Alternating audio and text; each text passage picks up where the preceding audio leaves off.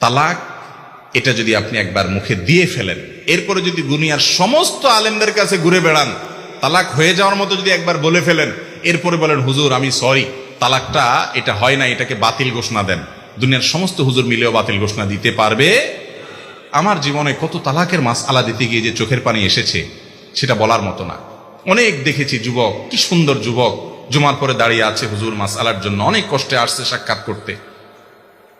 বিস্তারিত শোনার পরে বললাম, ভাই তালাক তো যেই পরিমাণ দিছেন সারা জীবনে, তাতে সম্পর্ক বহুত আগেই শেষ, আর ঘর করতে পারবেন না। তখন চোখ দিয়ে পানি ছেড়ে দেয় যুবক, ছল ছল করে, হুজুর কোনো উপায় নাই? না ভাই কোনো উপায় নেই। হুজুর আমি তো লজ্জিত, তওবা করছি। ভাই তওবা করে লাভ নেই, আপনি একটা ছুরি নিয়ে আমার বুকে মেরে দিলেন, আমার প্রাণ বের হয়ে গেল। এরপর আপনি যদি জিহ্বা কামড় দিয়ে বলেন ও সরি আমার তো ভুল হয়ে গেছে, আমি কি জীবিত হব? তালাকটা এরকম।